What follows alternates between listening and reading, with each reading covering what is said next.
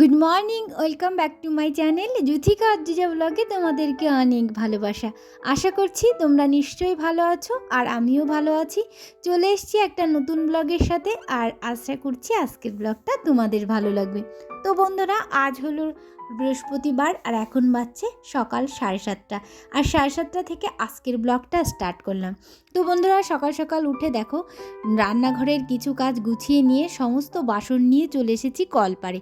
কলপাড় থেকে সব কিছু একটু ভালো করে মেজে ঘষে নেব। আর যেদিন যেদিন এই যে প্লাস্টিকের বড় গাবলাটা মাজতে হয়, ধুতে হয় না, সেদিন কিন্তু একটু কলপাড়েই বাসনগুলো নিয়ে আসলে সুবিধা হয়। কারণ এই প্লাস্টিকের গাবলাটা সিঙ্কে মাজা খুবই কষ্ট, মানে ধরে না আর কি, অনেকটা জল পড়ে যায় চারিদিকে, ওর জন্য কলপাড়েই নিয়ে আসে। আর তাছাড়া তোমরা তো জানোই যে কলপাড়ে বাসন মাজতে আমার কতটা ভালো লাগে। তো ওর জন্য সমস্ত বাসনগুলো কলপাড় থেকে সুন্দর করে পরিষ্কার করে ধুয়ে নিচ্ছি।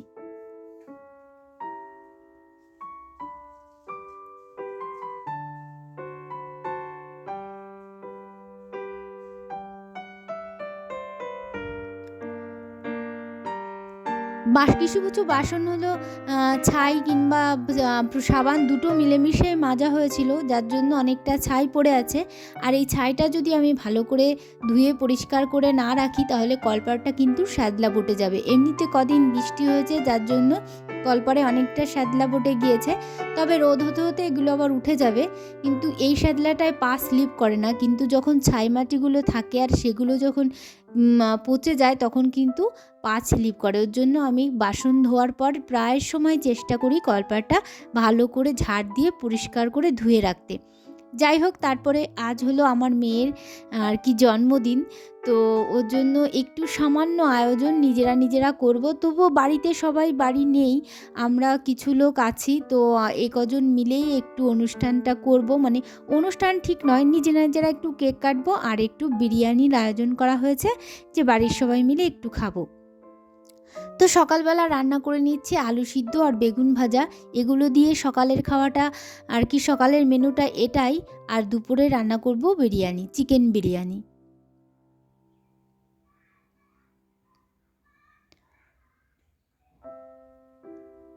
তো শীতের দিনে কিন্তু গরম গরম বেগুন ভাজা দিয়ে ভাত খেতে আমার কাছে কিন্তু দারুণ লাগে। আর তোমাদের কেমন লাগে অবশ্যই বলবে। তো যাই হোক, তো বেগুনগুলো সুন্দর করে ভেজে নিচ্ছি। আর বেগুন আর কাঁচা লঙ্কা ভাজা আর আলু সিদ্ধ জাস্ট আমার কাছে না বিরিয়ানির থেকেও বেশি ভালো লাগে। যাই হোক, তো সেটাই করে নিলাম। আর এই যে সমস্ত রান্নাবান্না করে খাওয়া দাওয়া করে তারপরে কিন্তু আমরা সবাই স্নান করে নিয়েছি। তো স্নান করার পর তারপরে আমি পুজোও করে নিয়েছি ঠাকুর ঘরে। আর এই যে মেয়েকে রেডি করে দিচ্ছি, মেয়ে যাবে বেলুন কেক এগুলো পছন্দ করে আনতে, আর ওর বাপ্পার কাছ থেকে একটা গিফট নেবে সেটাও আনতে। তো ওকে রেডি করে দিয়ে তারপরে যাব রান্না করতে। তো সকালবেলা যেহেতু খাওয়া হয়েছে সেহেতু সবার তেমন একটা খিদে পায়নি, তো একটু দেরি করেই রান্নাটা করছি। তো 3টে 3:30টের দিকেই খাওয়া হবে।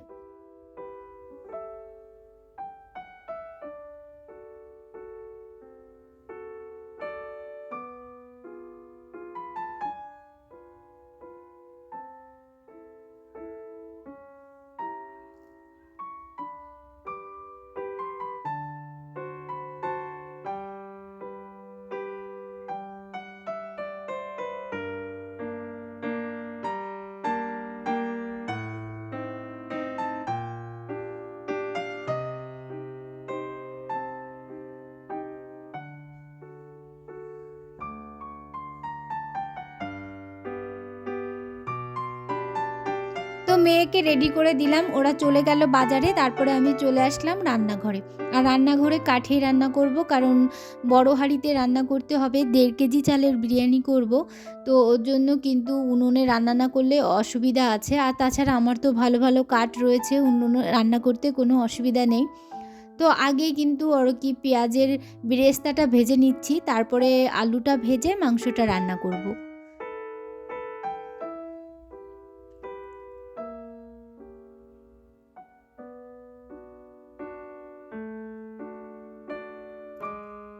এবারের বার্থডেটা তেমন করে সেলিব্রেট করা হলো না। প্রত্যেকবার যেটুকু করি এবার কিন্তু সেটুকু করা হচ্ছে না, কারণ বাড়িতে সবাই কেউ বিয়ে খেতে গেছে, কেউ আর কি আরও আরেকটা আর কি আমার মেয়ের বোন আছে, তার জন্মদিন, তো তার জন্য গিয়েছে। তার জন্য আর বাড়িতে লোক তেমন নেই, ওর জন্য আমি ভাবলাম থাক, এবার আর তেমন একটা করে করার দরকার নেই। সামনের বার ওর জন্মদিনটা অনেক বড় করে করার ইচ্ছা আছে, জানি না কত দূর পারবো আর কতদূর কী সুস্থ থাকতে পারবো, কারণ মানুষের এখন শরীর নিয়ে কোনো বিশ্বাস নেই, কার কখন কি হবে বলাই বাহুল্য। তো যাই হোক, তারপরে বেরেস্তাটা ভাজার পর এই যে বড় বড় টুকরো করে চিকেন কেটে নিয়ে এসছে, তো এই বড় বড় করে কষিয়ে ভালো করে কষানোর মধ্য দিয়েই কিন্তু আমি মাংসটা সেদ্ধ করে ফেলবো, এভাবেই রান্না করব। তো ঝোল দিয়ে কিন্তু মাংসটা জাল করব না। এই যে মাংসটা কিন্তু অনেকক্ষণ ধরে কষে কষে রান্না করে একদম সেদ্ধ করে নিয়েছি, আর আলুটাও কিন্তু দিয়ে দিয়েছিলাম আমি মিডিল সময়ে, আলুটাও সেদ্ধ হয়ে গেছে। তো এবার গরম মশলা দিয়ে নামিয়ে নিচ্ছি।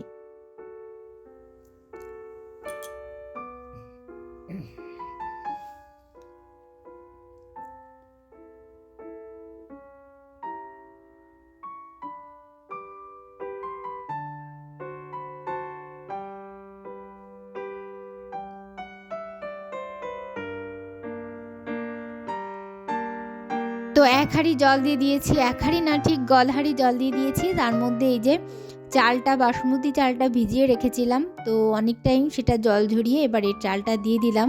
এবার ভাতটা রান্না করেই তারপরে কিন্তু বিরিয়ানিটা আমি বসিয়ে দেবো।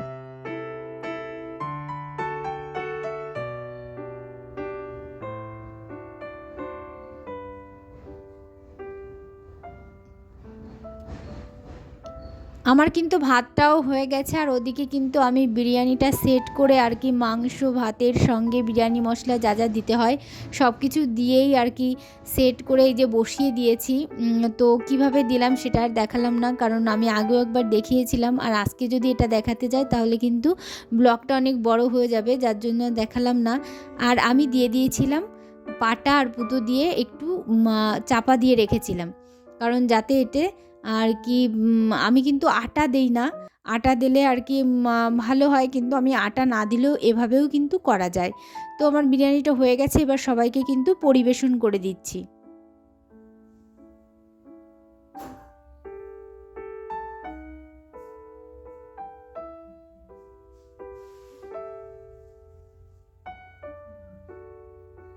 তা সবাই বলল যে বিরিয়ানিটা অনেক ভালো খেতে হয়েছে।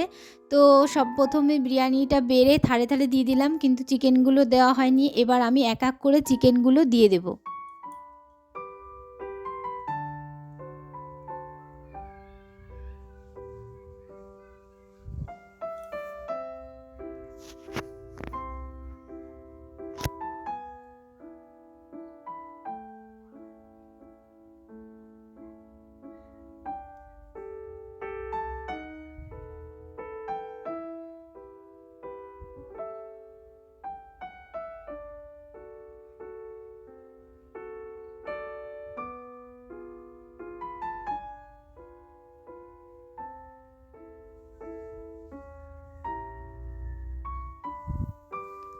চিকেন দেওয়ার পর এবার কিন্তু সবাইকে স্যালাড পরিবেশন করে দিচ্ছি। তো স্যালাডে ছিল আর কি শসা, পেঁয়াজ, গাজর আর টমেটো।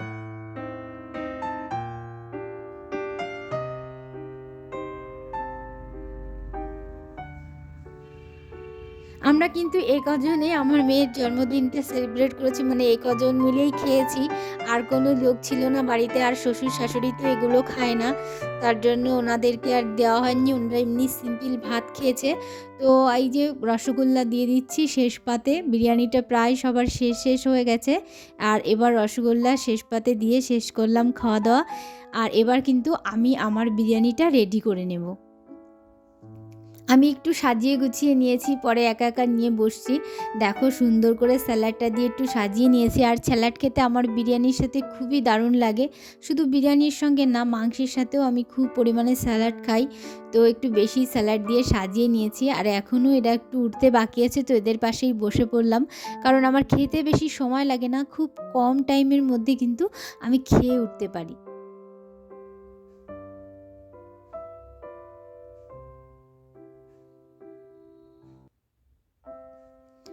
এই যে খাওয়া দাওয়ার পর তারপর অনেকটা সময় পেরিয়ে গেছে, এই যে সন্ধ্যের দিকে কিন্তু এই যে বেলুন রেডি করা হচ্ছে। উপরে হল ঘরে বসে কেকটা কাটা হবে। তো এই যে বেলুন ফুলে নিয়েছে, খুব একটা বেশি বেলুন আনা হয়নি, জাস্ট এক থোক্কা বেলুন এনে মানে আর কি একটা ঝুলিয়ে রাখে, একটা জায়গায় আর কি ঝুলিয়ে রেখে দেওয়া হবে। তো এই যে গিফট দিয়েছে, সবাই বাড়িতে না থাকলেও আমার বাপের বাড়ি থেকে ট্যাডি আর হচ্ছে গিয়ে জলের পট, তারপরে একটা টিয়া পাখি, এগুলো গিফট করে দিয়েছে। আর দিদিভাই দিয়েছে একটা ব্যাগ, আর ওর বাপ্পা দিয়েছে একটা জিন্সের জ্যাকেট। তো এই যে রেডি করা হচ্ছে, মেয়ে যেখানে বসে কেক কাটবে ওর ছোট চেয়ার আর টি টেবিল সেট করে দেওয়া হয়েছে, কেকটাও ওখানে সেট করে দেওয়া হয়েছে।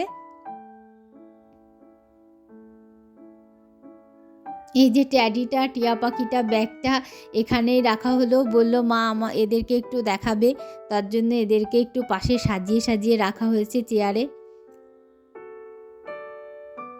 এই যে আমরা সবাই রেডি হয়ে গেছি, মানে আমার হাজব্যান্ড রেডি হয়ে গেছে আর মেয়েও রেডি হয়ে গেছে। আর পাশের বাড়ি থেকে একটা বান্ধবীকে ডেকে নিয়ে এসছে, কারণ সেভাবে তো কিছুই করা হয়নি, তার জন্য আর কাউকে নিমন্ত্রণ করা হয়নি। আর বেশিরভাগ বাচ্চারা যাদেরকে ডাকা হয় তারা বাড়িতেও নেই, তো একজনকে সঙ্গে নিয়েই কেকটা কাটছে।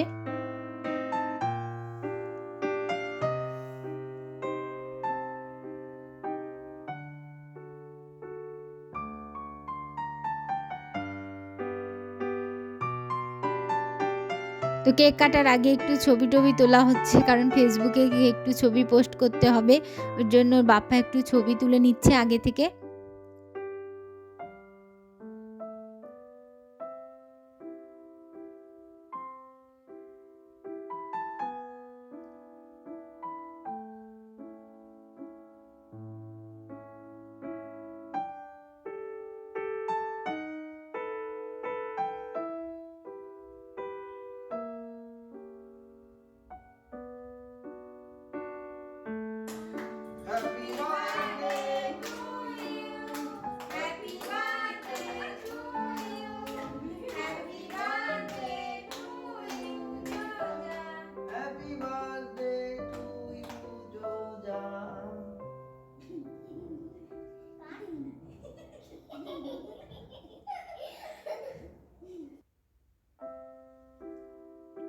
তো কেক কাটা কমপ্লিট। এবার কেক কেটে সবার আগে বান্ধবীকে খাইয়ে দিল, তারপরে দিদিকে, বাপ্পাকে, এভাবে সবাইকে খাইয়ে দিয়ে আর কি বার্থডে সেলিব্রেট হলো।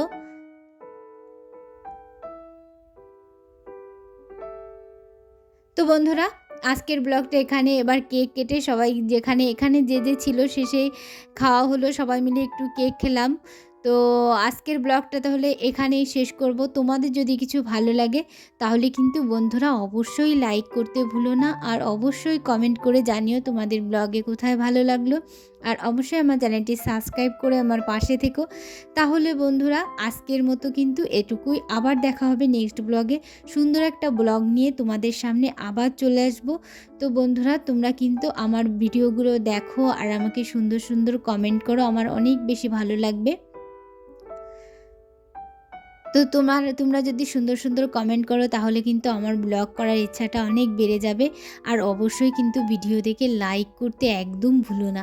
তো বন্ধুরা আজকের মতো তাহলে টাটা, আবার দেখা হবে কিন্তু নেক্সট ব্লগে। তোমরা কিন্তু ততক্ষণ সুস্থ থেকো আর ভালো থেকো, আর অবশ্যই আমার ভিডিওগুলো দেখো, আর অবশ্যই কিন্তু সুন্দর সুন্দর কমেন্ট করো। তো বন্ধুরা আজকের মতো তাহলে গুড নাইট।